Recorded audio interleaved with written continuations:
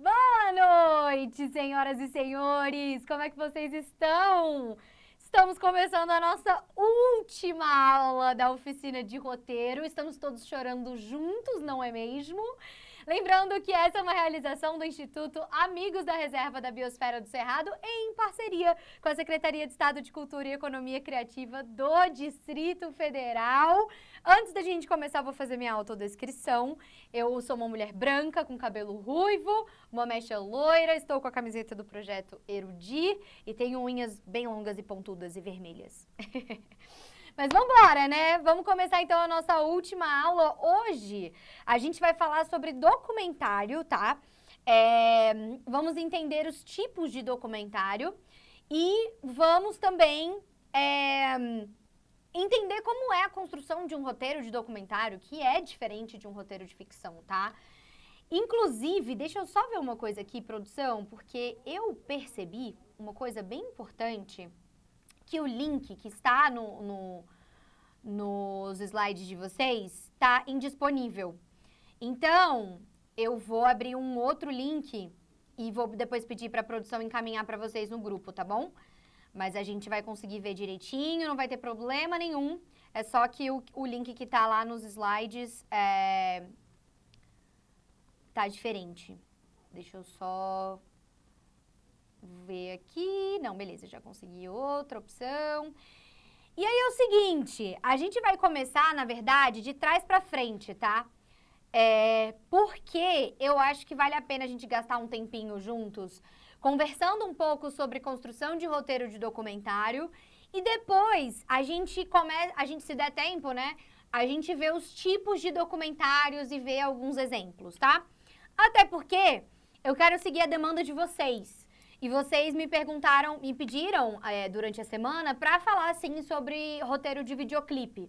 Então, eu vou começar com o roteiro de videoclipe e aí a gente entra em construção de roteiro para documentário e no final a gente vê os tipos de documentário, tá? Então, eu vou inverter um pouco a ordem das coisas, mas, enfim, acho que vale a pena atender o que vocês estão aí querendo produzir, tá? Mas a gente vai abordar tudo, tá? Eu não vou gastar muito tempo com roteiro de videoclipe e eu acho que é legal também mostrar esses processos de escrita de roteiro para documentário. Fechou? E aí depois a gente vê os tipos. Vai dar tudo certo, a gente vai conseguir ver as coisas hoje com fé nas deusas, tá? Boa noite para vocês. Então vamos começar para a gente não perder tempo. Só para vocês se direcionarem, o roteiro de videoclipe tá na antepenúltima página da aula 1, tá? Então, a aula de segunda-feira que a gente teve, aula 1 do material que vocês receberam, é onde vocês vão encontrar o roteiro de videoclipe. E aqui eu coloquei um roteiro preenchido, em formato PDF, preenchido assim, né? Em PDF, para eu conseguir mostrar para vocês. E coloquei também o modelo aberto em Docs para vocês conseguirem mexer e preencher direitinho, tá? Então, os dois estão já aqui nos slides. E aí, o que é importante a gente entender, né, e reforçar sobre roteiro de videoclipe? Esse tipo de roteiro, ele também pode ser usado para, por exemplo, programa de TV, né? Apesar de que os programas de TV, tipo esses abertos de, sei lá, Caldeirão do... Não, agora... É Domingão do Hulk e Caldeirão do Mion agora, né? É que agora é tipo assim, caos, Mas é isso. Esses tipos de programa, eles têm já um planejamento, né, de execução, então isso também pode ser previsto de uma forma um pouquinho diferente, mas a gente pode usar um modelo parecido com esse de videoclipe. Então, o que é importante aqui a gente entender do roteiro de videoclipe? E aí, só para vocês saberem, esse roteiro que eu tô mostrando para vocês é um roteiro que eu usei num projeto de videoclipe que eu já executei, de uma banda daqui de Brasília. Esse videoclipe não saiu porque era um projeto da faculdade, né? A gente tinha como projeto do semestre fazer um videoclipe. E aí eu tinha alguns amigos, né? Chamei eles pra fazer o clipe deles. Mas eles sentiram que não casava muito com a estética que eles já estavam fazendo. E aí não saiu. Foi mais um exercício mesmo de faculdade. Mas o que existe nesse roteiro de videoclipe? Primeiro, eu coloco aqui o cliente, tá? O cliente é a banda. Qual é a banda que vocês estão fazendo esse videoclipe? Título. Normalmente o título vai ser o nome da música, né? Que é o nome do videoclipe também. As datas são as datas de gravação do videoclipe. Então, são as nossas diárias, né? E aí, quem tiver interesse em organizar melhor diária, fazer a ordem do dia, que é um outro documento, né? Bem comum e bem importante no audiovisual, convido vocês a assistirem a oficina de produção para cinema e audiovisual, que a gente viu como montar uma ordem do dia mesmo e fazer planejamento de diária, o que é importante ter nessa ordem do dia. Então, para mais informações com relação ao andamento das gravações, vocês podem assistir, então, a oficina de produção. Inclusive, se vocês entrarem no site, no nosso site do projeto, erudir.com.br, vocês podem ver essas aulas e ainda tirar o certificado, tá? Então, assim, vale a pena, mesmo que vocês não tenham vindo presencialmente, não, né? Ao vivo aqui com a gente, vocês podem também fazer o curso e tirar o certificado, tá bom? Voltando aqui pro roteiro. Aí, o que a gente fez? Esse primeiro momento que a gente apresenta os personagens desse meu roteiro. No caso desse videoclipe, a gente tinha tanto os momentos de banda, né, os próprios integrantes tocando os instrumentos, enfim, quanto também personagens que foram criados para o storytelling ali do nosso videoclipe. Então aqui eu coloquei banda, composta por fulano de tal, vocalista, ciclano, guitarrista, fulano, ciclano, beltrano, baixista, e assim vai. Então, eu coloco também as informações desses atores sociais que a gente vai ter aqui, né? Que são os próprios integrantes da banda, porque terão momentos, né, onde a banda vai tocar, efetivamente. Aí, a gente coloca os personagens. Era uma história baseada nas peças de xadrez. Então, cada integrante da banda era uma peça de xadrez, tá? Então, eu tinha a Torre, que era um personagem em live action, interpretado por fulano, que fulano era um dos integrantes da banda. Então, os 4 integrantes da banda interpretavam 4 peças diferentes do xadrez, tá? Então, era a Torre, o Bispo, o Cavalo e o Rei. E aqui a gente dava uma pincelada na personalidade desse meu personagem, que nesse caso era um cleptomaníaco, paranoico, medroso. É importante a gente colocar aqui que era um personagem em live action, porque isso já indica pra gente que não é uma animação. É um ator interpretando um personagem, né? Na vida real, um ser humano de verdade. Bispo, personagem em live action interpretado por ciclano, personalidade, malicioso, manipulador. E assim vai, tá? A gente descreve cada um dos personagens e se é interpretado por alguém. No caso da nossa rainha, era um manequim, então a rainha era interpretada por um manequim, era uma rainha morta, né? E, cara, a estética ficou bem legal, mas assim, por acordos internos, né, a gente realmente decidiu por não soltar esse videoclipe e a gente não poderia também, a equipe técnica, mostrar o resultado desse videoclipe, né? Então, por isso que eu não vou mostrar pra vocês aqui. Mas eu vou explicando a dinâmica da coisa. Aí tínhamos as gêmeas, né, que também eram 2 atrizes que seriam contratadas, tá? Elas não são parte da banda.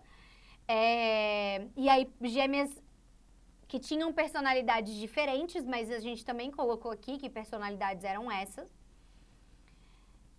E aí a gente vai para efetivamente o que é o coração desse roteiro de videoclipe, tá?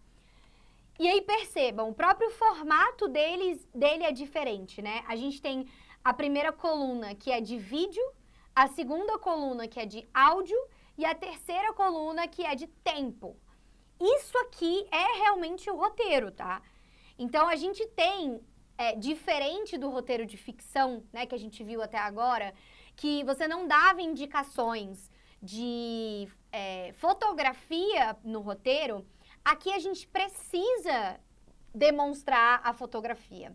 Então, o roteiro de videoclipe, ele é quase uma mistura entre a decupagem, que a gente viu como sendo um dos documentos, né, lá na primeira aula, e o roteiro efetivamente, né? Então, a gente une essas duas coisas, porque a narrativa, ela vem junto com a indicação fotográfica. E nessa segunda coluna, a gente tem, inclusive, a letra da música.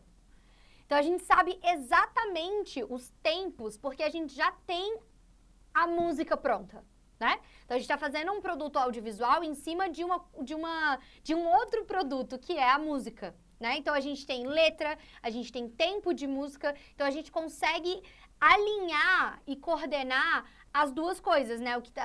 O que vai ser mostrado em vídeo e a música que está tocando por trás. Então, olha aqui. A gente tem, nessa primeira parte da música, uma parte toda instrumental. Então, a música começa em 0 segundos, né? E a parte instrumental vai até os 14 segundos, quando a gente tem um grito. E esse grito, beleza, continua a parte instrumental, começamos a letra aos 26 segundos. E aí, olha aqui o que a gente tem na parte de vídeo. Sequência rápida de planos detalhe da mesa, cadeiras, tabuleiro de xadrez, luz. Close dos olhos de Gêmea 1, que a gente já tinha colocado aqui em cima, quem era a Gêmea 1, né, e por quem ela é interpretada. Abrindo rapidamente, direcionados para a lente com a câmera se afastando, um uso de zoom ou traveling rápido. Então, vocês estão vendo que a gente coloca literalmente as indicações de fotografia junto com a ação que está acontecendo no videoclipe? Então, são as duas coisas juntas. A gente tem close dos olhos da gêmea abrindo e junto disso, câmera se afastando, close dos olhos, tudo isso é indicação fotográfica. Plano médio lateral de Gêmea 1 movendo a primeira peça de xadrez com força. Plano detalhe dela batendo no temporizador. Plano médio frontal dela cruzando os braços e encostando na cadeira de forma intensa. Ela olha para o horizonte. Deixa eu fazer uma coisa. Porque se eu tiver esse videoclipe no meu drive, eu vou mandar uma mensagem para o vocalista da banda para ver se eu posso mostrar o clipe para vocês. E aí, assim, vai ser em primeiríssima mão, tá? Mas eu vou ver se eu posso. Deixa eu pesquisar se eu tenho aqui. Como é que é o nome da música? Que eu fiz esse videoclipe em 2017, tem 8 anos. Então, assim, né, pra eu lembrar o nome da música.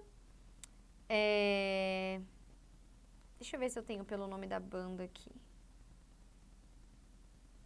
Tá? Nesse drive não tenho. Deixa eu ver se nesse aqui eu tenho. Se eu tivesse, né, considerado essa possibilidade. Ah, eu tenho aqui. Deixa eu ver. 2 TB de Google Drive eu tenho aqui.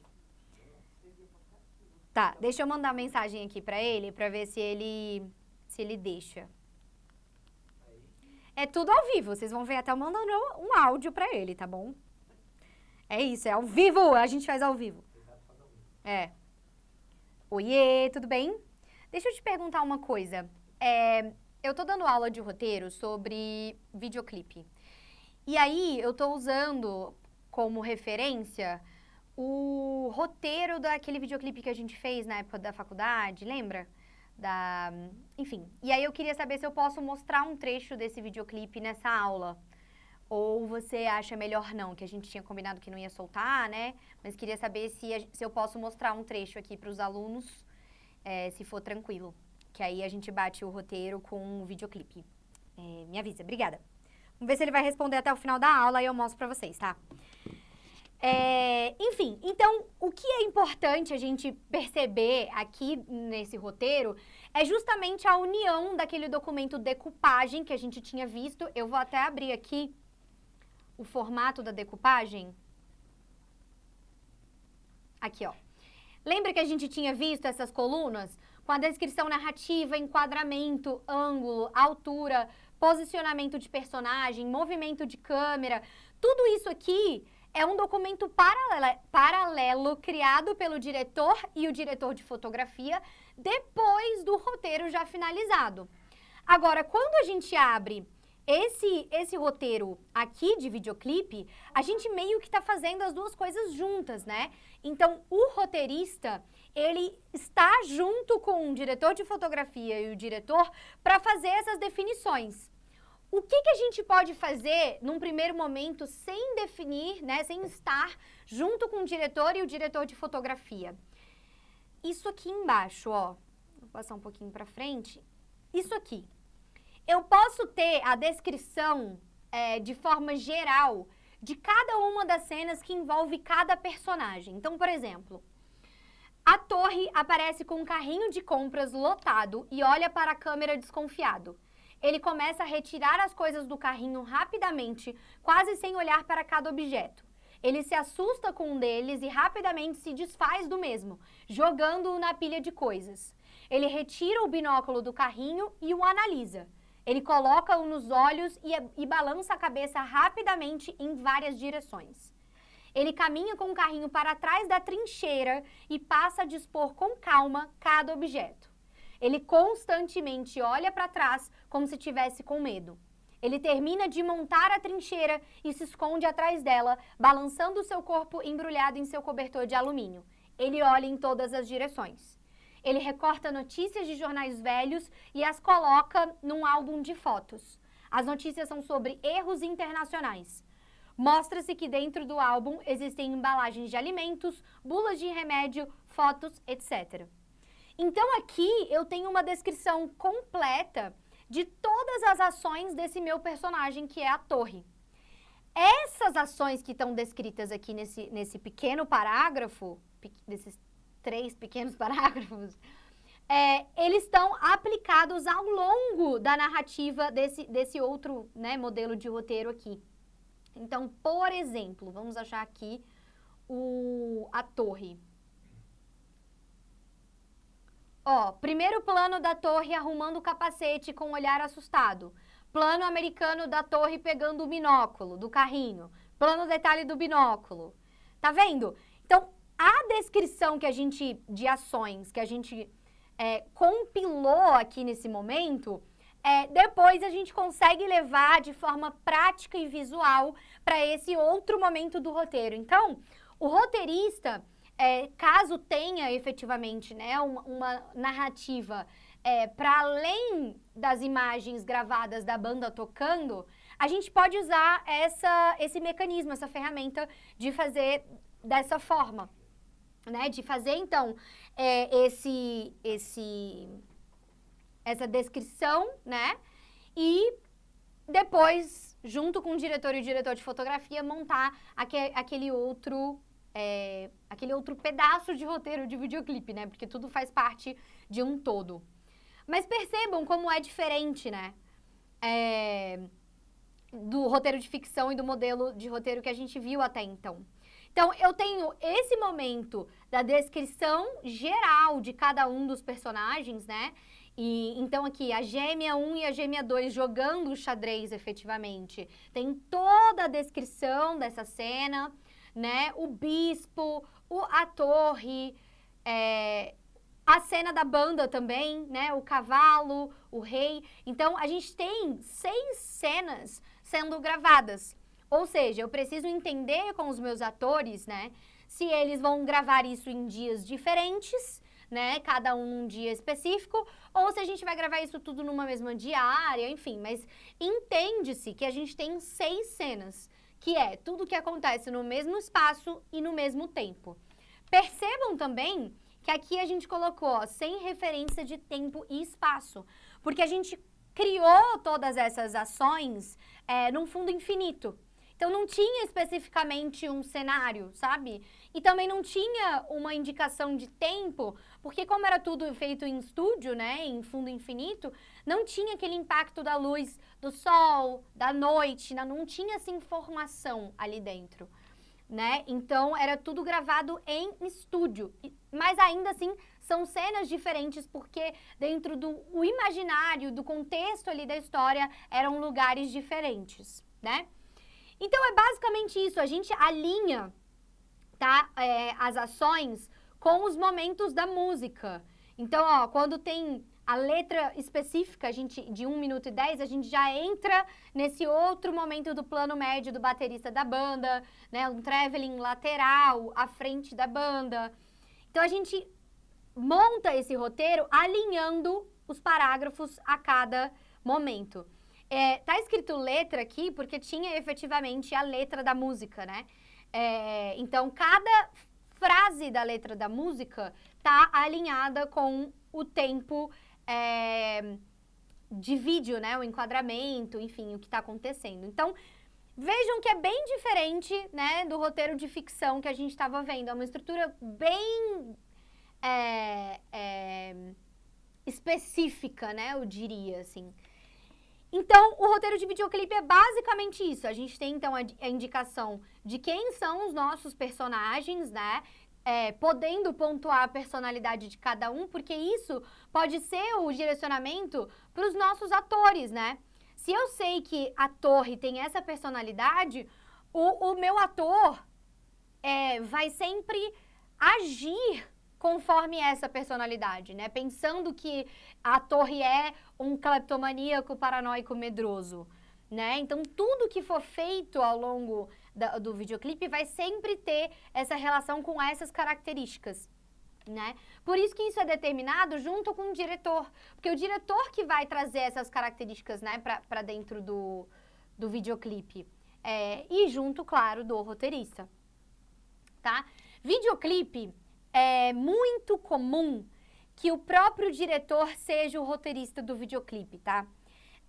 Nesse caso aqui, eu era a diretora do videoclipe e eu que fiz o roteiro, junto com o diretor de fotografia. Mas eu meio que juntei tudo, né? Acabei fazendo muito disso aqui sozinha e aí... Mas assim, universidade, né, gente? Não dá pra tomar também como referência. Mas viram como é diferente e legal, eu gosto de trabalhar com roteiro de videoclipe, eu acho bem peculiar. Deixa eu ver se o nosso querido respondeu. Ainda não. Eu vou deixar o meu celular bem bonito aqui, que aí se ele responder eu vou ver. E aí eu mostro pra vocês, tá? Deu pra entender? Deixa eu ver se vocês têm alguma dúvida aqui no chat. Ah, lista. Lista de presença está aí no chat, tá? Qual o nome da banda? Pois é, não sei se eu posso falar o nome da banda. Se ele me liberar, eu falo tudo, tá? O nome da música, o nome da banda. Que aí também não quero, né, expor a banda desnecessariamente. Tem direitos autorais, né? Exatamente. Tem várias questõezinhas, né? E como a gente fez um acordo, eu não quero ter um problema legal, né? Então, vamos deixar quieto por enquanto. Eu quase falei o nome da banda no meio da minha fala. Mas aí eu não falei. Mas é uma banda que não tá ativa. Eles têm outros projetos, mas não tá ativa tocando, né? Eles ainda estão na cena, enfim. É rock, né, gente? Rock. É rock. Eu acho que todos os videoclipes que eu dirigi e produzi, eu acho que todos foram de rock. Pelo que eu me... Não foi. Não foi. Inclusive, deixa eu mostrar uma coisa pra vocês, que eu produzi, eu não dirigi, que é videoclipe também, mas aí eu vou usar esse exemplo desse videoclipe como uma quebra para esse modelo de roteiro que eu acabei de mostrar para vocês, tá?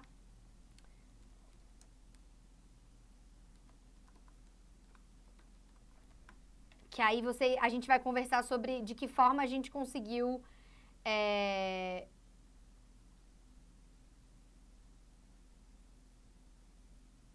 pode ser esse aqui. De que forma a gente conseguiu roteirizar isso. Ou de que forma a gente não roteirizou isso. Vamos ver se tá saindo, só fazer um teste. Tá saindo o som aí, produção? Tá? Beleza. Então, esse aqui foi um videoclipe que eu fiz a produção, a coordenação de produção.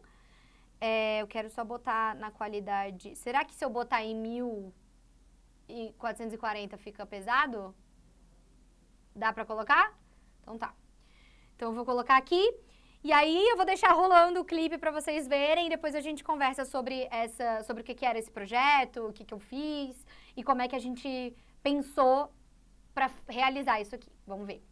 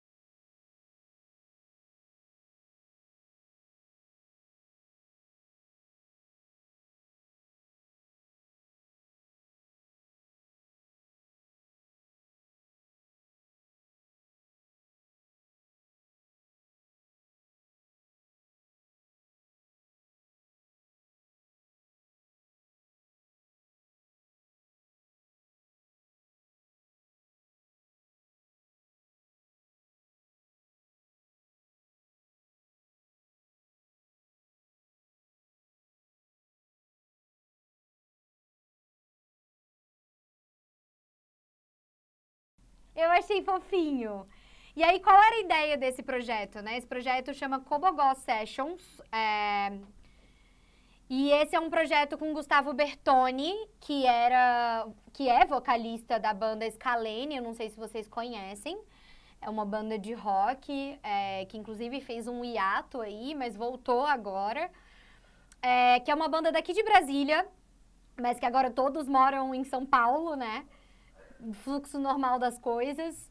E a gente fez esse projeto que tinha como objetivo gravar uma versão acústica de músicas de bandas locais de Brasília, em espaços arquitetônicos marcantes de Brasília, né? Então, a gente gravou o Gustavo como representante da Scalene, né? Voz e violão no Museu Nacional. A gente gravou a Natália Carreira no Panteão, daqui de Brasília. Teve uma que a gente gravou, só que não deu certo a gravação. Tipo, na pós a gente percebeu que deu problema e a gente não soltou. Mas esse eu posso falar, só preciso lembrar o nome. Eu só preciso lembrar o nome. Cara, eu tava ouvindo ela hoje. Meu Deus. Meu Deus, esqueci o nome dela. Eu tô com o rosto dela na cabeça e eu não lembro o nome dela. Deixa eu ver se eu acho aqui. Vou tomar... Cuidado. Ai, Senhor. Deixa eu pesquisar na minha biblioteca. Não tem. Legal. Entendi. Gente, tá tipo na ponta da língua. Mas, enfim, eu não consigo, né? Eu odeio esquecer. É que eu acho que agora ela mudou o nome artístico dela. Não é mais o que era na época. Eu vou pesquisar a letra da música. Só vai ficar o tec do meu celular. Raquel Reis. Raquel Reis, é que eu acho que ela real mudou o nome artístico dela, agora não é mais Raquel Reis. Mas a gente gravou ela naquele espaço do setor. Tem o setor policial e tem o setor militar. No setor militar, que tem aquele círculozão, sabe? Do meio. Não, ali... Vou usar uma referência um pouco difícil agora, mas eu acho que as pessoas vão saber onde é. Onde a galera fez acampamento na época das manifestações políticas. Eles fizeram um acampamento ali na Praça dos Cristais. Na frente tem um círculozão ali. A gente fez ali dentro e ficou um eco super bonito, assim. Alguém lembra do nome desse lugar? É a Ponte Acústica? Não. É lá no lago, A Concha Acústica é outra. Praça dos Cristais. Não, ali no Cruzeiro. Setor, o que vocês falaram? Militar, né? Galeria de honra. Eu sempre confundo o setor policial com o setor militar. Oi? Escola de militar? Não, é um vãozão, que é do lado ali do... Eu tô olhando o mapa de Brasília pra ver se tem escrito aqui. É o Panteão de Honra? Não. Gente, qual é o nome desse... É bem aqui. Mas aí, cadê? Qual que é o nome? O que tem aqui? Gente, tá certo isso?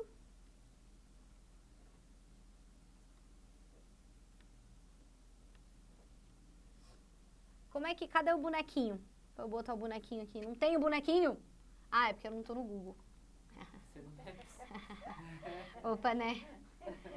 Opa, né? Tem que abrir esse aqui. Para de... Ele pesquisa no lugar errado. Calma. Por que ele tá... Vai, agora vai. Agora eu vou aqui. Eu vou achar. É porque é um lugar muito bonito que vale a pena mostrar. E aqui, é no quartel. Caraca. Concha Acústica do Exército Brasileiro. Concha Acústica. Tá? É Concha Acústica. Concha Acústica do Exército Brasileiro. Mas eu tava achando que era o que mesmo aqui. Deixa eu ver se tem uma foto pra mostrar. Ah, isso aqui, ó. Ó. Você já achou? Aham. Já achou? Mostra aí, produção. É esse lugarzão aqui, ó. Tá vendo? Ele é lindo. Olha de cima. A gente gravou aqui dentro. E aí ficou com um eco bem bonito, assim, sabe? Na voz da Raquel Reis. E ela tem uma voz potente. E era só voz, era um... Como é que fala quando é só a capela?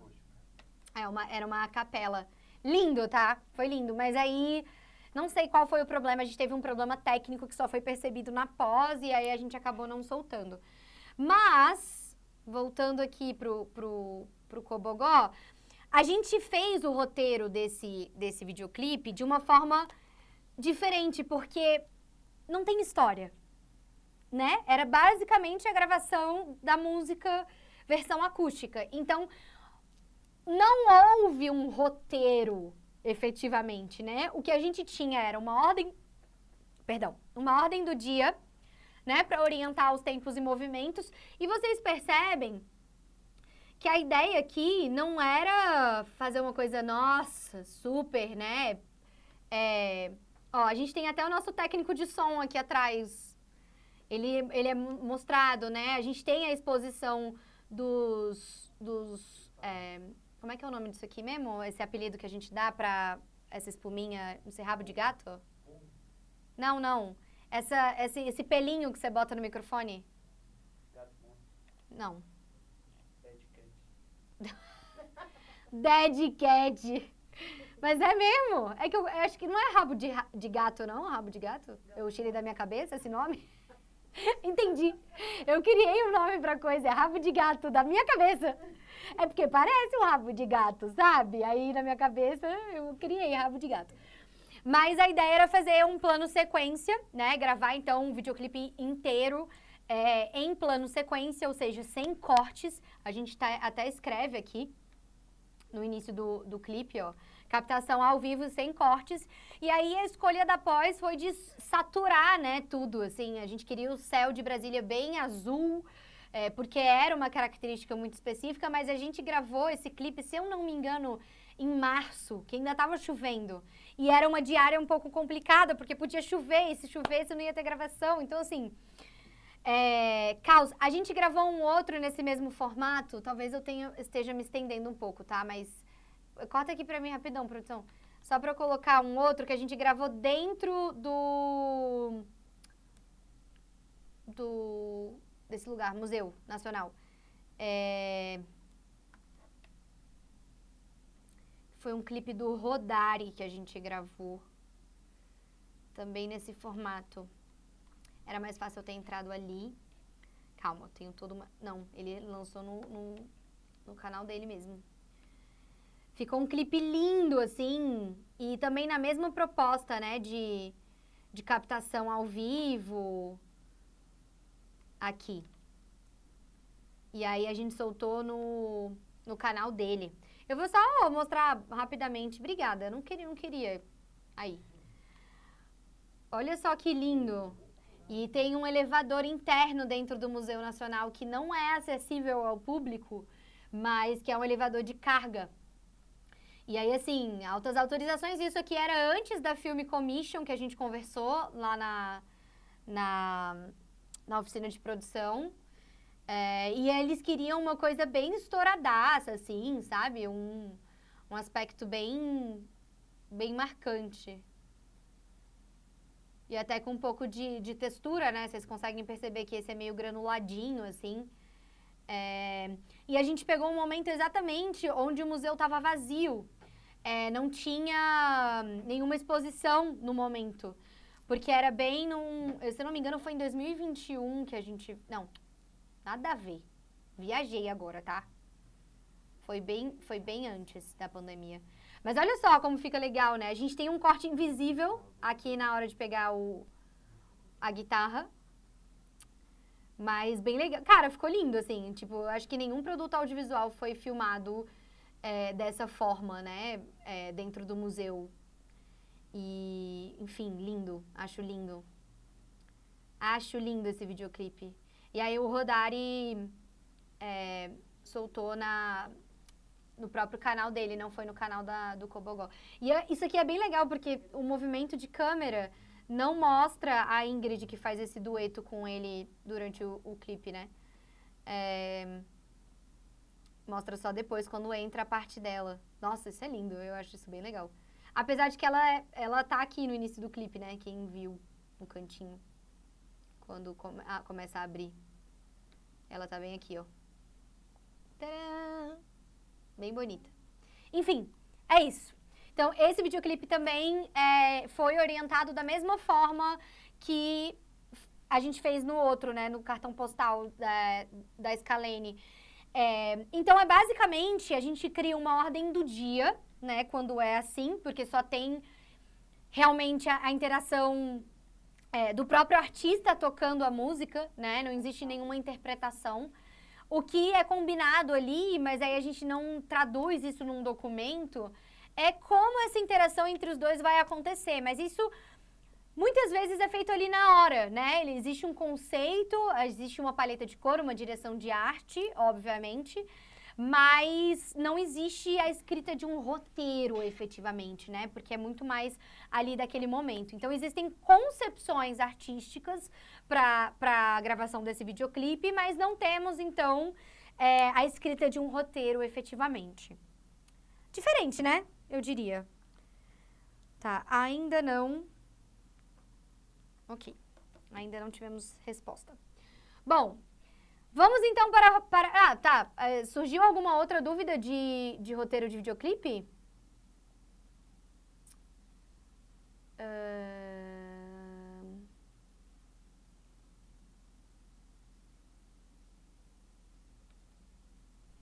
Acho que não, né? Tudo ok? Podemos passar para documentário?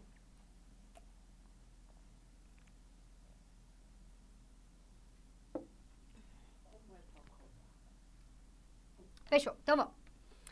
Vamos para o documentário.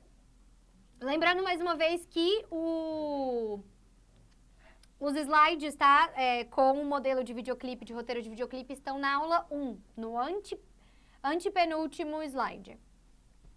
Documentário.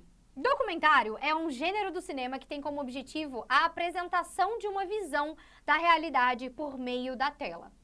Para isso, esse gênero utiliza-se de arquivos históricos, imagens, entrevistas com pessoas envolvidas e outros recursos, permitindo que ele seja construído ao longo do processo de sua produção e somente seja finalizado com a edição.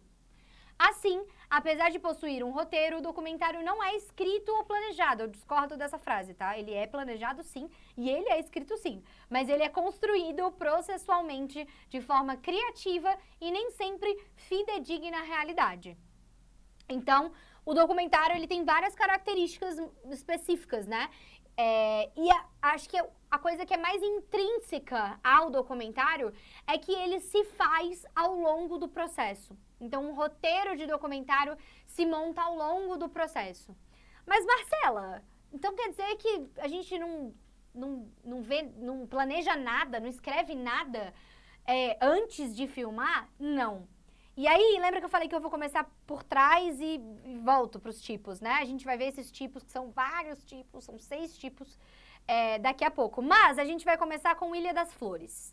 Para eu quebrar a cabeça de vocês e vocês falarem o que eu acabei de assistir. A gente vai assistir o Ilha das Flores todos juntos, tá? E depois a gente vai conversar sobre o roteiro inicial, né? Esse roteiro original e depois o roteiro consolidado. Vou colocar o Ilha das Flores. Tem 13 minutos só, é um filme bem curtinho. E aí a gente volta daqui a pouco. Deixa eu ver se tem legenda. Tem. E aí a gente volta daqui a pouquinho para conversar sobre o roteiro de Ilha das Flores. Então, vamos embora.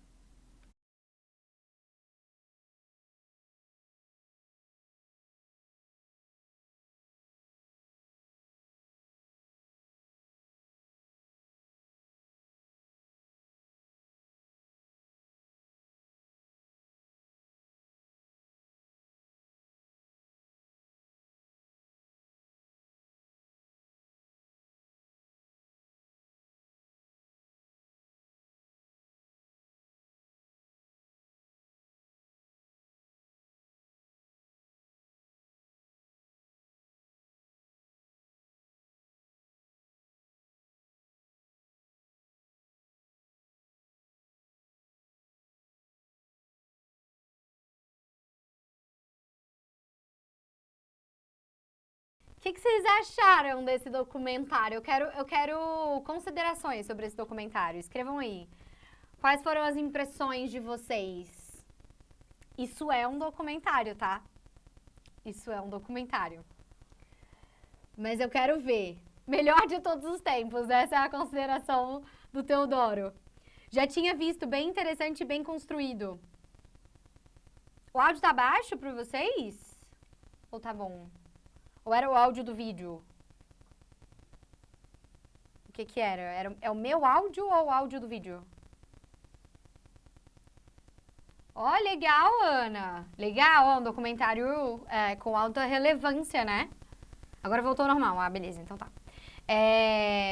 Impactante, muito bom. O que vocês sentiram com relação ao formato desse documentário? Vocês acham que é um documentário comum? Ele é diferente? Por que ele é diferente?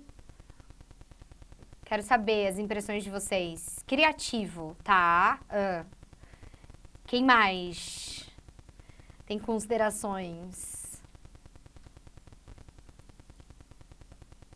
Ninguém mais? Cansaram. É isso. Sextou, né, gente? Sextou. Tá. Mistura frases, conceitos, desenhos. Não tem entrevistas e depoimentos.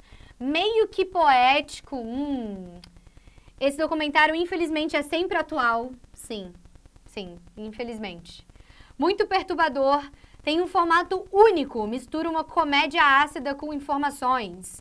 Dinâmico, prendeu bem a atenção. Tava dobrando roupa, até parei. Maravilhoso, Fábio. Diferente porque a montagem é o ápice de tudo. Muito criativo, não é chato, um assunto liga ao outro. Ele junta a animação, aí volta pro início, legal. Tá, gostei das considerações de vocês. Eu falei pra vocês que eu tô fazendo a ordem inversa, né? A gente já vai falar sobre qual é o tipo desse documentário, tá? Mas a gente vai começar falando sobre o roteiro desse documentário. Então, nos slides de vocês, se vocês clicarem em roteiro original, vai abrir esse documento aqui, que é literalmente o roteiro original que o Jorge Furtado, que é o diretor e o roteirista desse documentário, desenvolveu. Para vocês entenderem que um roteiro de documentário é diferente. Ele é construído de forma diferente. Então, olha só. Foi escrito em 88, tá? Fatos. A Ilha das Flores está localizada à margem esquerda do rio Guaíba, a poucos quilômetros de Porto Alegre. Para lá é levada grande parte do lixo produzido na capital.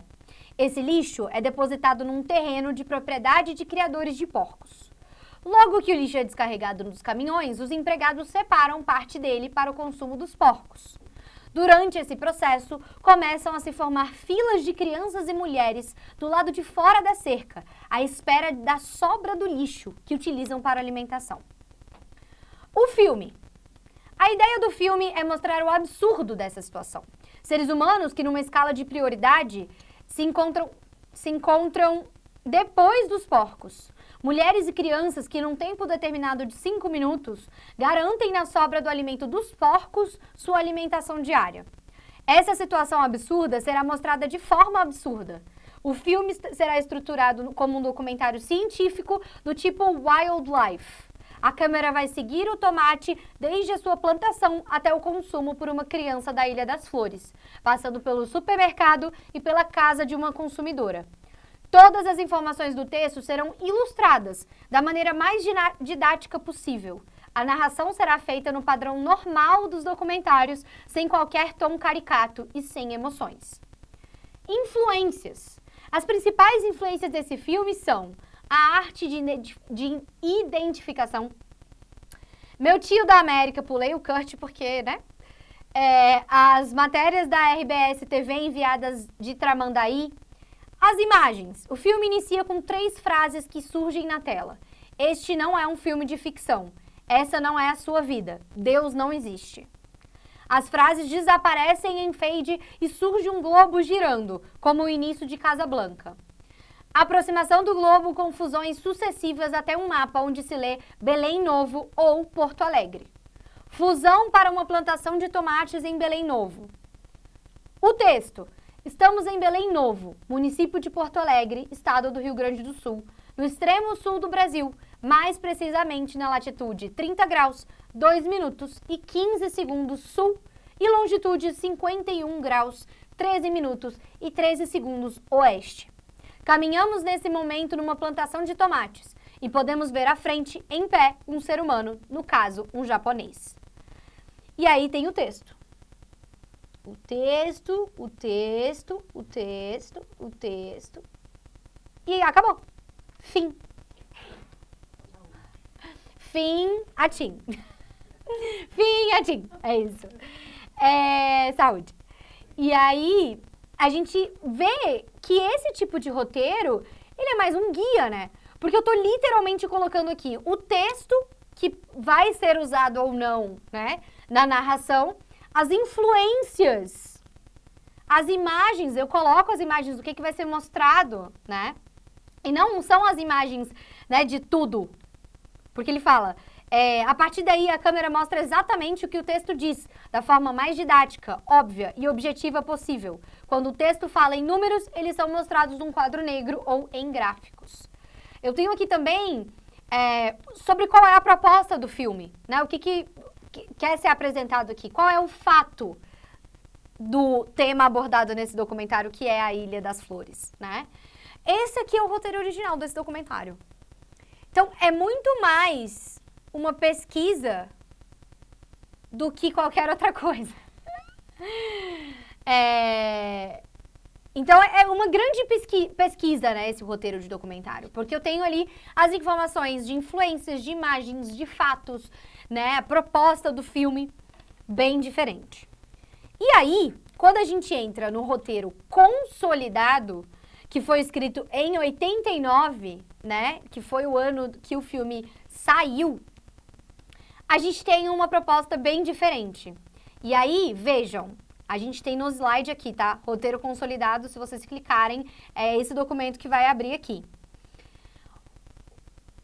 Existe uma consideração sendo feita aqui, ó. O roteiro original de Ilha das Flores, escrito por Jorge Furtado, em dezembro de 88 e aprovado para produção em reunião interna da Casa de Cinema de Porto Alegre, dia 3 de janeiro de 89, era basicamente um longo texto de locução, antecedido por uma apresentação do assunto e apenas 2 frases sobre as imagens do filme. A câmera mostra exatamente o que o texto diz, da forma mais didática, óbvia e objetiva possível. Quando o texto fala em números, eles são mostrados num quadro negro ou em gráficos.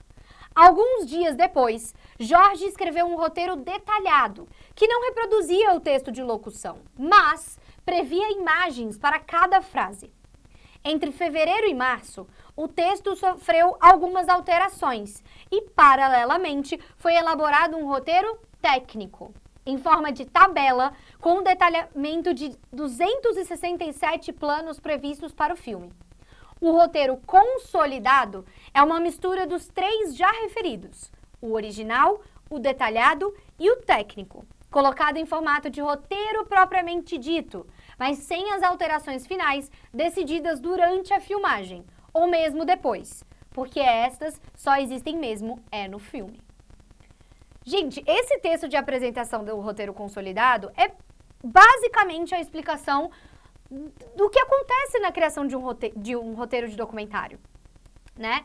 Então, a gente tem aquele roteiro original, que é esse que eu mostrei pra vocês, né? Onde a gente tem a descrição dos fatos, das influências, da proposta do filme, de algumas imagens.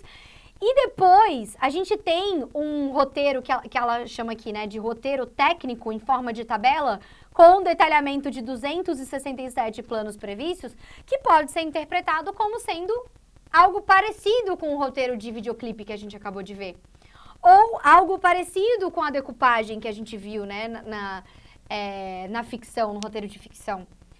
Então, o roteiro consolidado é uma mistura disso tudo, né? Do roteiro técnico, que é esse do detalhamento dos planos, do roteiro detalhado, que apresentava, então, imagens para cada frase, e o roteiro original, que é aquele que a gente viu primeiro. E aí, olha como uma coisa muda de formato, né? Sobre um fundo preto, surgem em letras brancas sucessivamente as seguintes frases. Este não é um filme de ficção. Essa não é a sua vida. Deus não existe. Cena 2. Globo. As frases desaparecem em fade e surge um globo girando, como no início de Casablanca. Sobre e sob o globo aparece o título do filme, Ilha das Flores. Cenas 3 a 5, tem um intervalo de cenas aí. Isso não acontece na ficção. Mapas, fusão ou corte para mapas do Brasil, do Rio Grande do Sul, até se ler Belém Novo no mapa. Fusão para. Cena 6, plantação de tomates. Câmera na mão avança numa plantação de tomates em Belém Novo, em direção a um agricultor japonês parado no centro do quadro, olhando para a câmera. Locutor. Estamos em Belém Novo, município de Porto Alegre, estado do Rio Grande do Sul, no extremo sul do Brasil, mais precisamente na latitude blá blá blá blá blá blá blá. Caminhamos nesse momento numa plantação de tomates e podemos ver à frente, em pé, um ser humano, no caso, um japonês. Então percebam que aqui nesse roteiro consolidado, a gente tem a mistura mesmo das indicações técnicas fotográficas, né? Então aqui, ó, por exemplo, olhando para a câmera, centro do quadro, isso é indicação fotográfica, né? Câmera na mão, indicação fotográfica. Ao mesmo tempo, a gente tem indicações de edição, fusão para, corte, fusão de novo aqui. Então, a gente tem uma indicação para a própria montagem do filme. E temos, como temos só, não temos personagens falantes dentro desse documentário, mas a gente tem uma locução. Então, aqui a gente coloca na formatação como se fosse realmente a formatação de diálogo, né, do roteiro de ficção. Então, é um grande guia, né, pensado para o documentário. Mas percebam também que nesse texto de apresentação da Giba Assis, que ela traz uma informação que é muito verídica, né, na produção de documentários, que é o seguinte, mas sem as alterações finais decididas durante a filmagem ou mesmo depois, porque essas só existem mesmo no filme. Então, sim, a gente pode ter um roteiro de documentário que acaba sendo diferente daquele que é filmado, efetivamente, que acaba sendo diferente também daquele que é editado e distribuído, né? Porque a gente pode filmar e depois na montagem descobrir um outro ritmo para o filme, né? Ou descobrir uma outra proposta, ou evidenciar coisas que não eram exatamente tema ou informação central naquilo que era previsto, mas que no final foi colocado. Por exemplo, eu tenho um exemplo muito bom disso, tá? Não sei se vocês conhecem a história de um documentário que foi feito sobre como é que você... Um suspeito de ser um serial killer. Ele foi indiciado. Ele teve o... Nossa, gente, hoje eu tô, né? Tô enrolada nas palavras, na explicação. Vou beber uma água. Eu tô bem assim.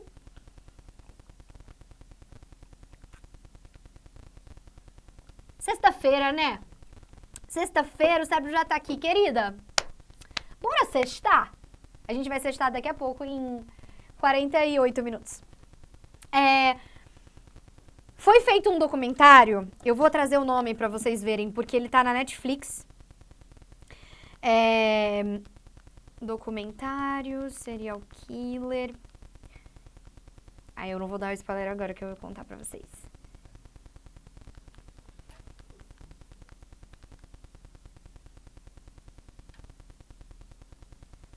Será que é esse?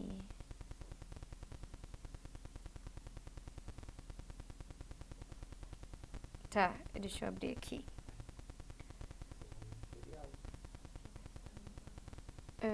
Cadê os comentários?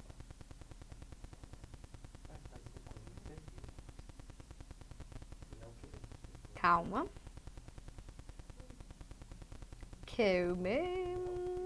Eu acho que é esse aqui, mas deixa eu só confirmar. Como é que é o nome dele? Não é, não. Peraí. Meu Deus, celular. Meu senhor, funcione.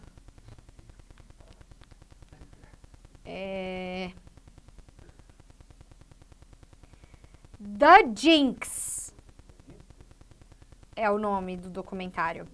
The Jinx, A Vida e Mortes de Robert Durst é o nome dele. Tá na HBO Max, não tá na Netflix. Bom, eles resolveram fazer um documentário sobre esse cara, que é o Robertinho. Mentira, não dá pra dar um apelido pra ele. Robert. O Robert, ele foi indiciado, né? Ele era suspeito numa série de mortes, de assassinatos que aconteceram. E eles foram gravar um documentário com o depoimento dele sobre todo esse processo, enfim. E aí, senhoras e senhores, aconteceu algo que a produção nunca conseguiria prever e que está no documentário. Tem um momento que eles fazem uma pausa, né? E ele fala que ele era inocente, que não sei o quê, ele se justifica, apresenta inclusive o que a defesa apresentou. Ele não foi condenado, ele foi declarado inocente, né? Porque não tinha prova suficiente, etc. E aí, eles fazem uma pausa na gravação. Isso tudo está registrado no documentário, tá? Eles fazem a pausa na gravação, mas por algum motivo a câmera continuou rodando. E aí o Robert pede essa pausa para ir ao banheiro. E ele vai ao banheiro. Só que ele tá com lapela. Ele tá microfonado. E ele vai ao banheiro. E a câmera continua filmando. Porque é um documentário. E essa é a sacada que vocês têm que ter com o documentário, tá? Principalmente quando você tá entrevistando pessoas. A galera desse documentário da produção teve essa sacada. Eles continuaram filmando. E no banheiro, ele, enquanto tá lavando a mão, ele fala, pois é, né? E aí, o que você fez? Matou todo mundo. Ele falando com ele mesmo. Ele confessou o crime sem querer, porque ele esqueceu que estava com o microfone. E a câmera estava filmando lá na sala, mas, né, a lapela sem fio, tem rádio. Pegou a confissão dele. E ele passou o documentário todo falando que era inocente e eles pegaram a confissão do Robertinho. Querido, olha só que loucura. Como é que a produção ia prever isso? Não tem como. Como é que a produção ia escrever isso no roteiro? Não tem como. O documentário é feito no processo de se fazer o documentário. Então, a reviravolta do documentário, a visibilidade, o engajamento que esse documentário teve foi a partir dessa confissão. E aí, claro, eles só foram pegar essa confissão na pós, quando eles estavam processando, né, os materiais que foram filmados, porque ninguém ouviu. O Robert estava sozinho no banheiro, não tinha como saber. Mas ali, eu imagino, eu acho que foi isso, tá? Existia o técnico de áudio que estava fazendo o acompanhamento e ele ouviu o Robert falando. E aí ele já se ligou, falou pra direção. E aí na pós eles conseguiram recuperar isso, porque a câmera continuou filmando. Gente, olha que loucura! Olha que loucura, tá? Então, assim, esse é um exemplo clássico de como o documentário, ele se faz no seu processo de gravação, de construção, né? E esse é o fim do documentário, a confissão dele. Pera, eles viram depois que gravaram? Na verdade, o técnico de áudio estava fazendo um monitoramento de áudio, então ele estava ouvindo o microfone. Então ele estava com o fone e ouviu o Robertinho falando. E aí ele já alertou a produção, mas a produção não pode se movimentar ali na hora. Porque imagina, fala pro Robertinho, então, acabou de confessar o crime e a gente ouviu. Porque aí, gente, existe uma coisa que quem estava na oficina de produção pegou, que é o termo de autorização de imagem e voz. Se eles comentam alguma coisa ou como é que fala? Aparentam, né, uma mudança de comportamento porque eles sabem dessa informação, acabou o documentário deles. Porque eles precisam do termo de autorização de imagem e voz do Robertinho, né? Então, assim, silêncio no set, né? Porque essa comunicação vai acontecer. Robertinho, assina aqui pra gente, pro nosso documentário. Porque na cabeça dele, Nada. nada aconteceu, né? Ele assina lá e aí o documentário, né, a produção tem direito de uso de imagem e voz de tudo que foi filmado ali. Então, olha que loucura. Isso tudo para dizer o quê? Exatamente o que eu repeti várias vezes. O documentário, ele é feito na sua construção. O roteiro, lembra que a gente viu a definição de roteiro na primeira aula, que era um documento guia? Aqui é ainda mais um guia, né? Porque você pode alterar as rotas. Você sabe que existe um guia, mas a rota pode ser alterada. Eu posso fazer um detour. Não. Quando eu tenho um caminho e eu faço um atalho. Mas é que o atalho, ele significa uma coisa, um caminho menor, né? Desvio, isso. Detour é desvio, é. Eu faço um desvio, né? E aí, o documentário pode tomar esses desvios, né? Ele pode desviar para atingir o mesmo lugar, né? Que é o produto final. Então, eu trouxe esses roteiros de documentário para vocês terem como referência o que visualmente foi escrito, né? Então, tem tanto o roteiro original aqui para vocês, quanto o roteiro consolidado. É só clicar que vai abrir esses dois documentos para vocês. E é real o documento do Jorge Furtado, tá? Então, Marcela, você está me dizendo que existe uma previsão de roteiro, né? Um guia prévio para orientar essas gravações. Sim. E a gente também tem algumas etapas de construção de roteiro e de construção de um documentário. Na pré-produção, a gente tem algumas ações a tomar. Então, ó, em um filme de ficção, essa é a etapa de criação de roteiros, seleção de elenco, escolha de locação, etc. De todos esses exemplos, só o último acontece de forma semelhante no preparo de um documentário. Certamente você vai precisar de locações e cenários para rodar seu filme, mas não contará com atores. No lugar deles, um documentário trabalha com a seleção de personagens, ainda que ambos atendam pelo nome de elenco. A gente costuma falar bastante sobre não atores ou atores sociais, é o mais comum, tá? Então, dentro de um documentário, a gente não tem um ser humano interpretando um personagem. É literalmente o ser humano. Então, é um ator social, a gente chama assim, tá? Por se tratarem de pessoas reais, a criação do roteiro também será diferenciada, visto que você não tem como colocar as palavras exatamente da forma como deseja na boca de cada uma delas. Fala-se em pauta, ou pré-roteiro, mais até do que um roteiro propriamente dito. Então, nessa etapa de pré-produção, o que a gente faz? Define o tema, estabelece o público-alvo, pesquisa sobre o tema, elabora um pré-roteiro e ou argumento, especificando as cenas, depoimentos e relatos necessários, bem naquele formato do roteiro original ali que a gente viu do Ilha das Flores, tá? Delimitar perguntas que devem ser respondidas ao longo do documentário e aquelas que serão feitas ao elenco. Elaborar contratos e declarações para concessão de imagens e direitos. Agendar as gravações. Selecionar o elenco ou os atores sociais que vão estar dentro desse documentário. Então, tudo isso são etapas de pré-produção. Então, não é que um documentário é bagunça, porque não é. Ele tem várias etapas, existe uma organização que precisa ser feita para que as imagens sejam filmadas, para que a gente consiga falar com as pessoas que são importantes para aquele tema, né? Mas a gente percebe que dentro do documentário o tema, ele é central, ele é o que rege todo o resto, né? E que a gente precisa também fazer bastante pesquisa. E as pesquisas, elas estão dentro do roteiro de um documentário.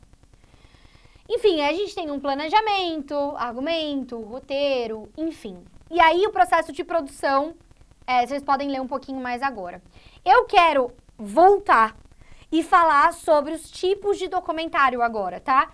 Porque essa parte de produção, pré-produção, imagino que vocês já tenham, né, como referência aqui. Vocês podem dar uma lida depois, só para direcionar mesmo o que acontece em cada etapa ali da construção de um documentário.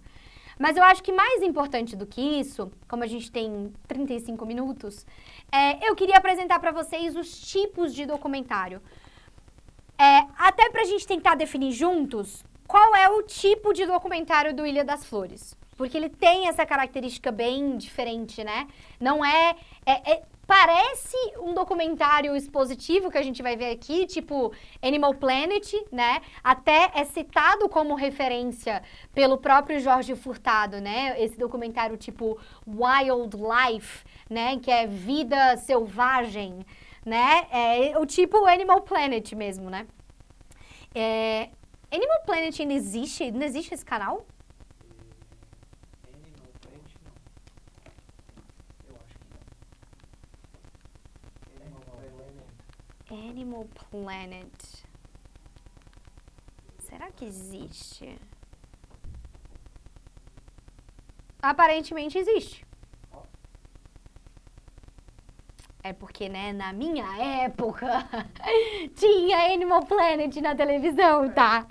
Mas, ok, aparentemente ainda tem um canal do YouTube muito maior, mas ok, né? Porque a forma de consumo mudou. Enfim, então vamos ver os tipos e a gente tenta definir. Eu vou colocar alguns pequenos trechos de cada um dos tipos, já que a gente tem pouco tempo. E... tem o print. Vamos fazer nosso print e aí a gente entra nos tipos? Vamos fazer rapidão o nosso print, nosso último print. E eu tô um pouco triste porque eu estou com vocês há 3 semanas. O que vai ser da minha vida semana que vem sem vocês, sabe? Tipo, toda noite, de 7 às 21, eu estava aqui com vocês. O que eu vou fazer de 7 às 21 nas próximas semanas? Eu não sei. Eu realmente não sei. Então, quem puder abrir a câmera aí pra gente fazer o nosso último registro, vai ser ótimo. Esses registros vão todos lá pro nosso Instagram, então vocês podem ver também essas fotos que a gente tira. E eu vou sentir falta, tá? Eu vou sentir muita falta de vocês e da equipe, que são lindos. Inclusive, eu recebi uma surpresa linda da equipe hoje. Fiquei emocionada, porque eu sou pisciana, né? Aí eu fico emocionada. Mas, enfim, vambora então. Sorrisão. 1, 2, 3 e...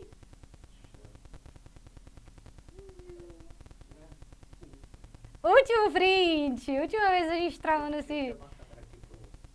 Tinha que ter uma câmera para produção. A gente fica aqui, ó, congelada. Cadê? Foi? Foi, ótimo. Incrível. O Insta...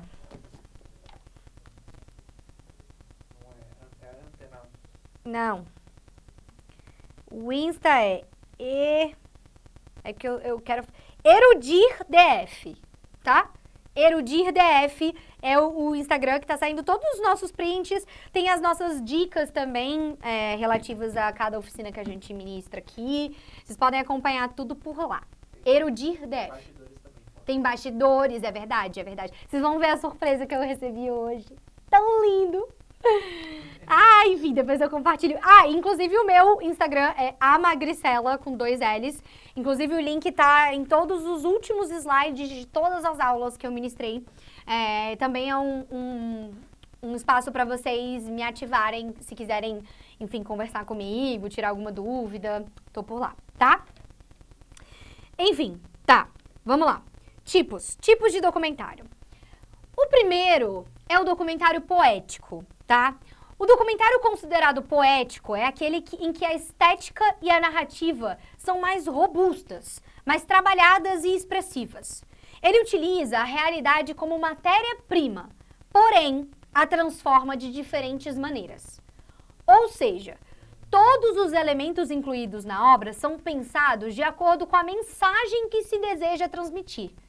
As imagens são trabalhadas para que consigam provocar mais sensações, afetos e impressões do que necessariamente transmitir um argumento ou construir uma narrativa clara sobre o mundo histórico. Eu não vou nem mostrar esse exemplo do Veja Bem do Jorge Furtado, porque eu acredito fortemente que a gente teve a descrição muito clara de Ilha das Flores. Não é? Porque ele utiliza a realidade como matéria-prima, mas a transforma de diferentes maneiras. Todos os elementos incluídos na obra são pensados de acordo com a mensagem que se deseja transmitir. É muito isso. As imagens são trabalhadas para que consigam provocar mais sensações, afetos e impressões do que necessariamente transmitir um argumento. Então, para mim, acho que a gente mata aqui, né? O Ilha das Flores. Muito poético. O Jorge Furtado tem essa proposta, né? De criação de roteiros de documentário poéticos. Documentário expositivo. No modo expositivo de representação da realidade, o documentarista aspira a passar a impressão de objetividade, lembrando sempre que essa objetividade total é uma impossibilidade. A gente já vai conversar sobre isso. Assim, a voz que narra os fatos busca descrever as ações do mundo histórico sem com elas se envolver. Para tanto, o documentarista investe em estratégias de enunciação que casam o efeito de distanciamento, neutralidade, indiferença e onisciência, as quais correspondem à maneira como a voz que narra surge na tela. Então, por meio da chamada voz de Deus, quando o locutor não é visto em cena e apenas ouve-se a fala. Encarnada numa figura de autoridade, que se faz ver e ouvir em cena. Através do uso de letreiros que expõem o argumento defendido pelo documentário. Então, essas são estratégias, né, usadas no documentário expositivo. Como, por exemplo, os documentários do Animal Planet. Né? Existe uma narração impessoal do que acontece, né, nas imagens que são apresentadas. Então, o documentário tipo Animal Planet é literalmente isso. A gente está vivendo... Inclusive, eu nem ajudei a nossa intérprete, né? Mas deu para pegar Animal Planet? Tá. Ótimo. Porque é planeta animal, a tradução. E aí, é isso. A gente tem a apresentação ali do leão caçando a zebra e o narrador literalmente narrando a movimentação do leão, da zebra, né? Como esse encontro acontece. Eu ficava um pouco chocada quando eu era criança assistindo esses documentários, tá? Era um pouco demais pra mim. Mas eu entendia que era isso, assim, era natureza. Exato. Mas será? Tá? Será que é natureza? Ou será que tem ali... Vamos colocar um leão aqui, uma zebra aqui, vamos ver o que acontece. Não sei.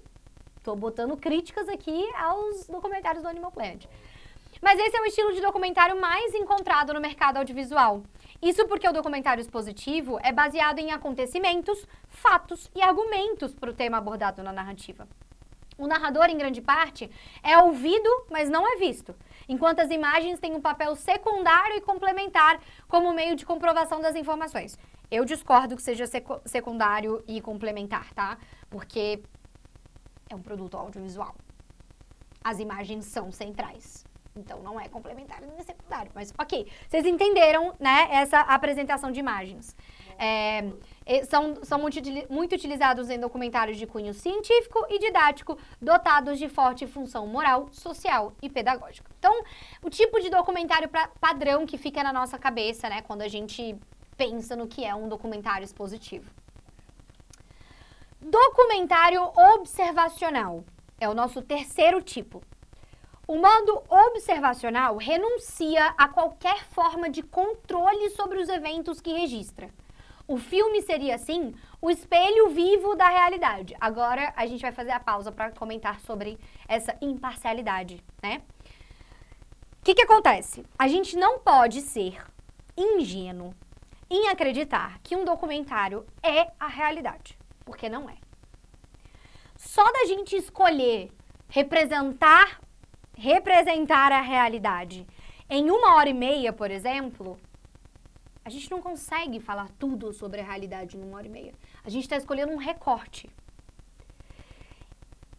E além disso, além da gente escolher esse recorte, eu tenho um direcionamento da direção do que vai ser apresentado nesse recorte. Existe uma equipe pensando as imagens, as ações, as falas que vão entrar nesse documentário. Então, aquilo não tem como ser o espelho vivo da realidade. Na verdade, eu vou ajeitar um pouco essa frase, tá? Sabe aquele espelho que você compra que é feito de plástico, ele não é de vidro, que ele dá uma distorcida na imagem? Você tá se vendo no espelho, normalmente é em brinquedo de criança, você encontra, né, esse tipo de espelho, que não é vidro, justamente pra criança não se machucar, enfim, é um plástico, né? Que às vezes até quando você arranca é papel, e aí é um papel meio laminado, sei lá. Enfim, vocês sabem do que eu tô falando, né? O documentário é tipo esse espelho. Porque ele vai te mostrar a realidade, mas ele vai deformar um pouquinho.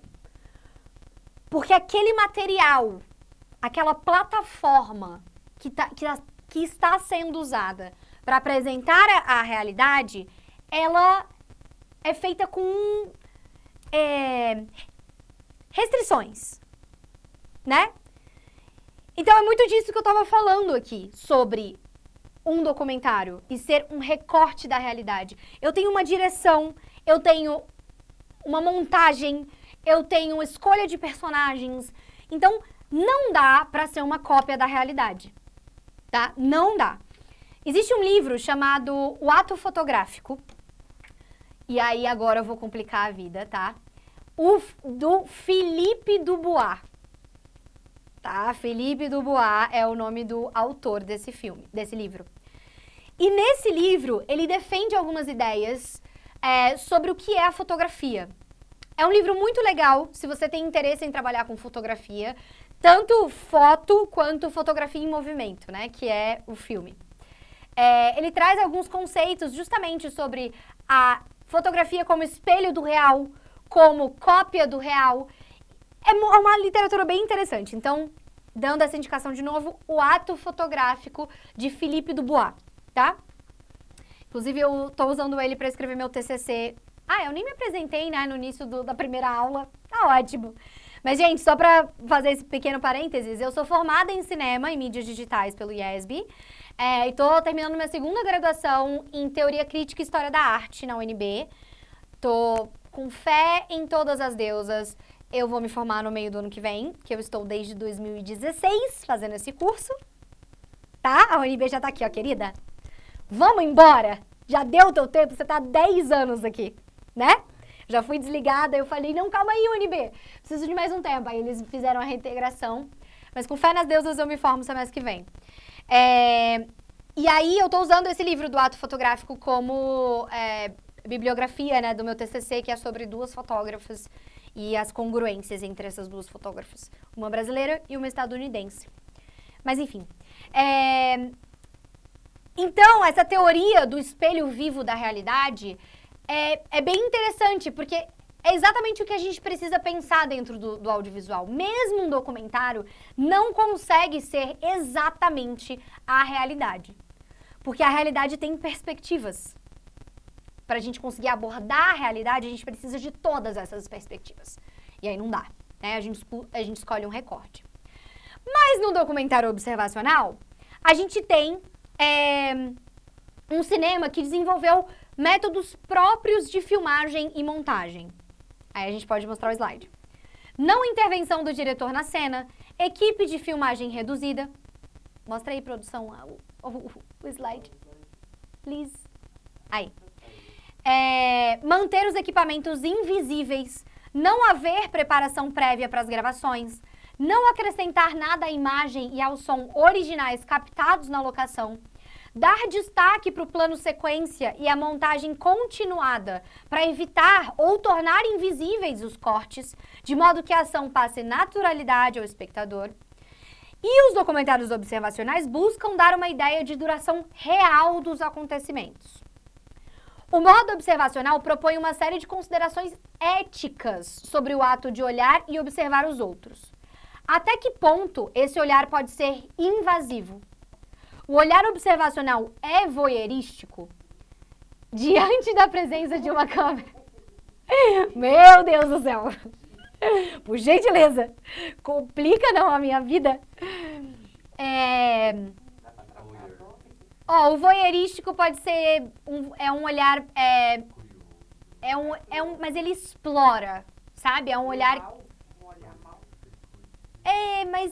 Mas é isso, o voyeurístico... Tá, enfim.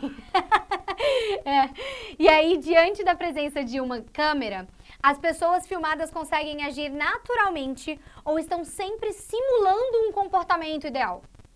Embora o cineasta esteja invisível, deseje ser invisível e não participante, há ocasiões em que ele deve intervir, por exemplo, para evitar uma morte. Eu sempre comento dessa fotografia, eu acho legal comentar. Existe uma foto que ganhou prêmios e prêmios e prêmios do impacto dela mundial, assim. É uma foto, eu nunca lembro o nome do fotógrafo. E nome, né? O nome realmente. O nome da foto é O Abutre e a Garotinha. É uma foto do Kevin Carter. Kevin Carter. Pesquisem aí no Google a imagem, eu não vou colocar ela aqui. Mas é uma foto de 93. Toda vez que eu vejo essa foto eu fico com um pouco de falta de ar. Porque é uma foto muito intensa. Muito intensa. E esse fotógrafo, eu vou ler aqui a história dessa foto para vocês entenderem.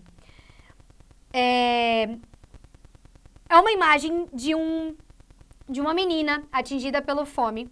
É um menino, inicialmente considerado uma menina, que desmaiou em primeiro plano com um abutre encapuzado observando-o de perto.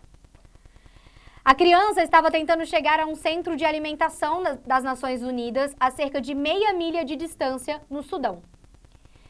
Sobreviveu ao incidente, tá? Então essa é a parte boa da história dessa foto. Mas essa foto teve um impacto, né, social gigantesco. E ganhou o prêmio Pulitzer, né? Acho que foi. Prêmio Pulitzer de fotografia em 94. E foi uma foto que botou em jogo ali ou o Kevin fazia foto ou ele salvava a menina. E a gente tem a foto. Né? Tudo bem, a gente sabe que essa menina sobreviveu, né? Mas ali ele tomou uma escolha. E é muito uma questão ética também das fotografias de guerra, né? Dos fotógrafos de guerra. Porque eles têm um trabalho muito difícil de registrar o que está acontecendo e eles não podem muito ajudar. Porque senão eles se colocam em risco também. Porque senão eles podem sofrer, né, impacto disso. Então, a questão ética do documentário observacional é muito próxima da questão ética das fotografias de guerra, né? E de situações como essa situação da menina no Sudão. Essa foto é tão impactante que, apesar de ter ganhado o prêmio, apesar de ter tido uma grande repercussão internacional, o fotógrafo se suicidou 4 meses depois dessa foto.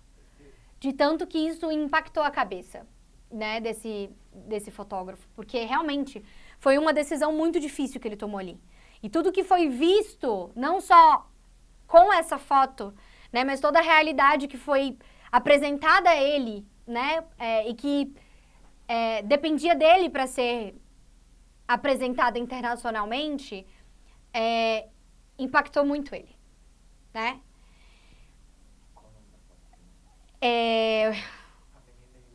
O Abutre e a Garotinha. É uma foto de 93. Então, assim, o documentário observacional também tem essa questão. Até que ponto se pode intervir?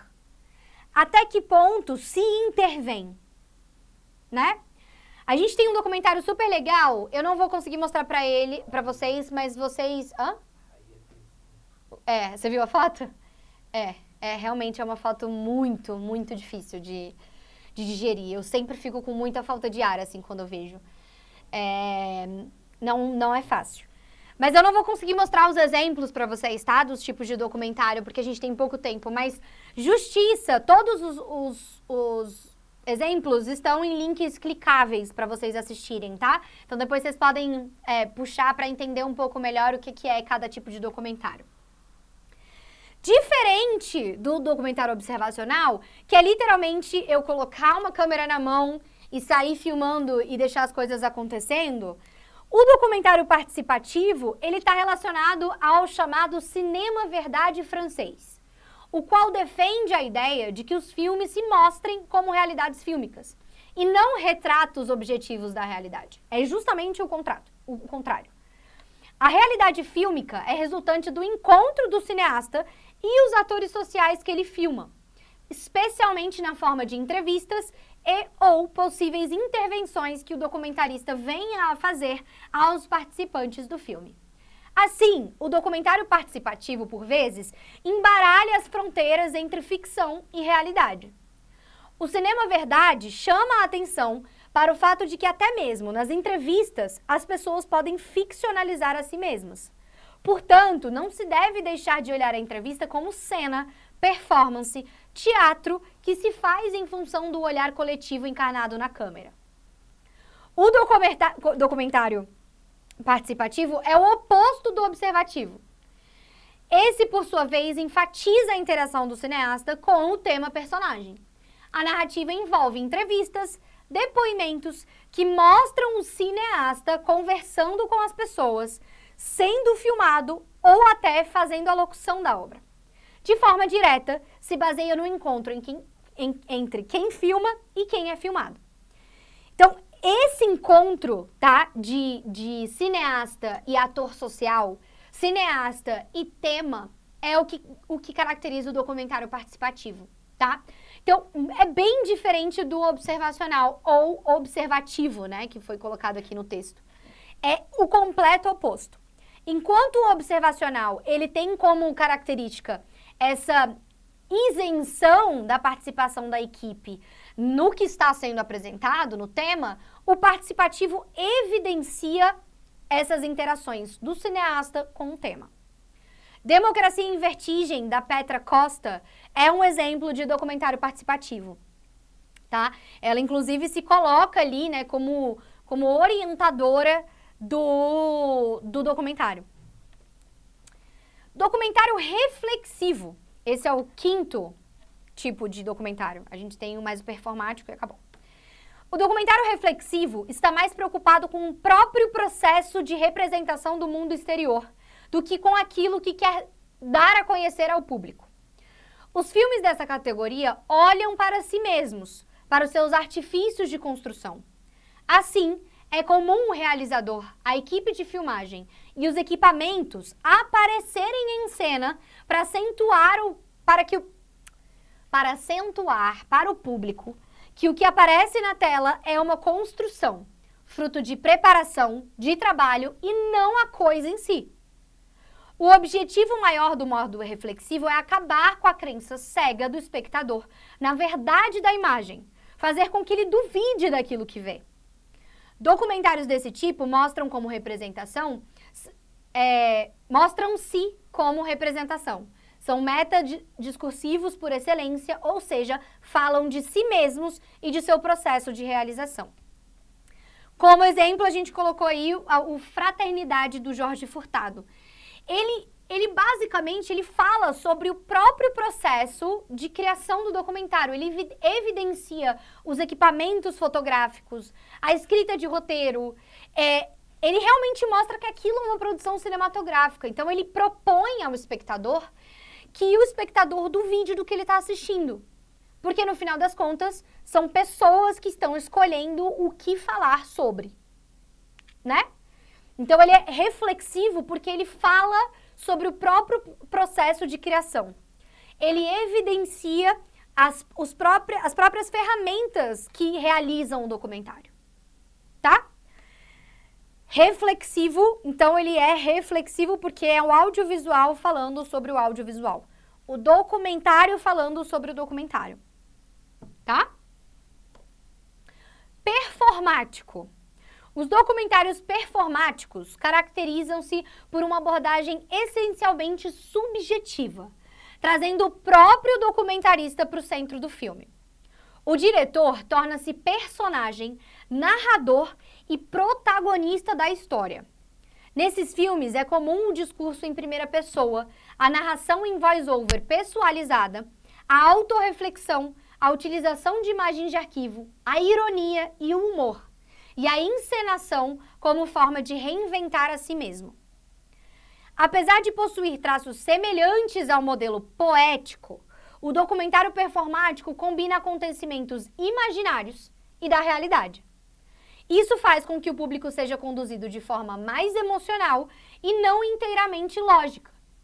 Por conta dessas características, o modo performático é o modelo que mais se aproxima da ficção e, por esse motivo, é um dos menos utilizados no mercado audiovisual. Aí tem esse documentário que é o Babás, da Consuelo Lins, que basicamente apresenta um pensamento da cineasta, né, sobre essa relação e essa profissão, né, que é ser babá. Então, ela começa a falar sobre a vida dela, sobre a relação dela com as babás que ela teve. E aí ela começa a dar informações sobre essas babás. Ela entrevista algumas babás. Mas ela tá sempre no centro da questão. Porque é como se ela estivesse tentando explicar, tecnicamente, algo que ela viveu. Então, o performático, ele é próximo da ficção porque ele tem muito de memória, né? Então, tem muita memória ali dentro. Mas, Marcela, você falou sobre a interferência do diretor quando você estava falando do participativo. Mas no participativo, o que a gente faz é isso, é uma participação do cineasta no tema. Com uma locução, com a apresentação do cineasta fazendo a pergunta para o entrevistado. Mas ali, ele não está se colocando no centro. É diferente do performático. O tema central é alguma vivência, alguma consideração, alguma dúvida da cineasta. No participativo, o cineasta é um condutor, sabe? Então, ele mesmo às vezes narra, ele mesmo às vezes aparece explorando espaços, por exemplo. O participativo parece muito aquelas reportagens do Fantástico, sabe? Que o próprio repórter, ele vai até o lugar e aí tem imagens dele explorando o espaço, né?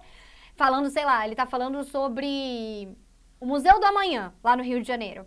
E aí ele fala sobre o Museu do Amanhã, mas ele tá dentro, e aí mostram imagens dele andando pelo Museu do Amanhã, mostra a imagem, né, dele interagindo com o entrevistado. Então, o participativo é nessa pegada. O performático é isso, trabalha muito com memória, né? Tá muito centrado nas experiências e nas memórias do cineasta. Então, a gente tem esses 6 tipos de documentário. O primeiro, poético, que é como Ilha das Flores, onde a gente mostra imagens, mas a gente consegue puxar dessas imagens características para além das imagens, né? O sentido que essas imagens têm. O expositivo é o mais comum, o mais encontrado nos documentários, né? Que é o formato Animal Planet. O observacional é aquele que a câmera, ela é quase um personagem, ela não interfere no que está acontecendo. O participativo é onde a gente tem o cineasta como guia do documentário, mas apresentando o tema. O reflexivo é aquele que fala sobre o próprio processo de documentar, né? Inclusive, muitas vezes, evidenciando os aparatos cinematográficos, né? Microfone, câmera, enfim. Peraí, foram todos? Poético, expositivo, observacional, participativo, reflexivo e performático, que é o que é centrado na figura do cineasta com uma pegada mais de memórias mesmo, é uma autorreflexão, é um discurso em primeira pessoa, enfim, como é o Babás, da Consuelo Lins. Esses são os 6 tipos de documentário, tá? E o documentário performático é o menos utilizado, o menos encontrado, né? Quando a gente fala, isso aqui é um filme de documentário, tá?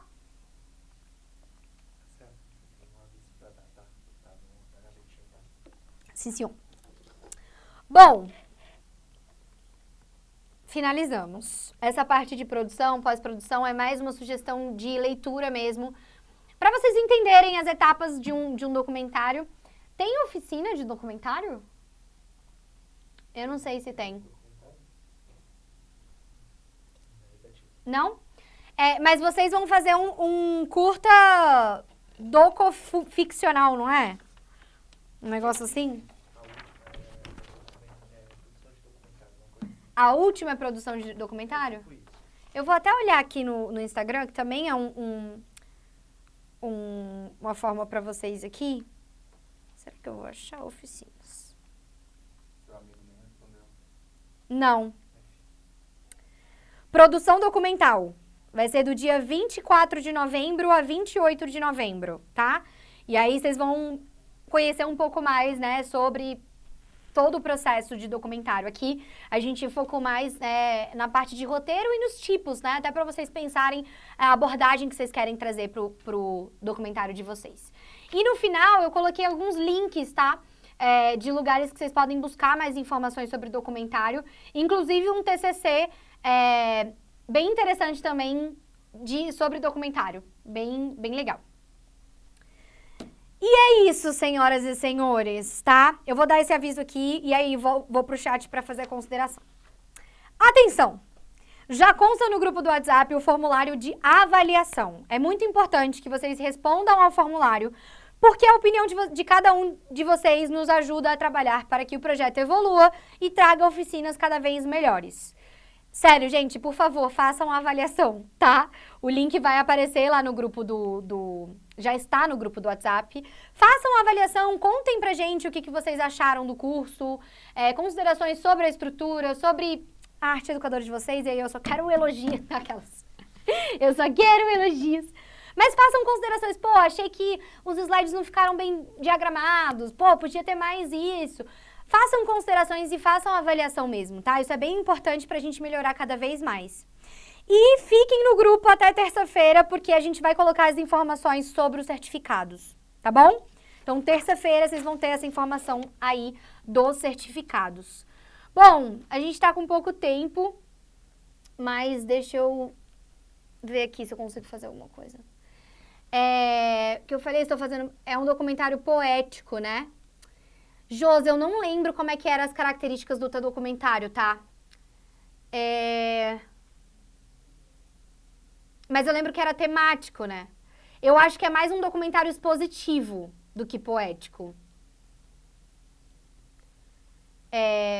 O poético é bem o Ilha das Flores, né? São várias imagens que parecem ser expositivas, mas elas trazem significado. Eles não estão falando só dados, né? Eles estão trazendo o absurdo da realidade de quem vive em Ilha das Flores, né? Então, ele traz um sentimento de incômodo, até pela própria montagem.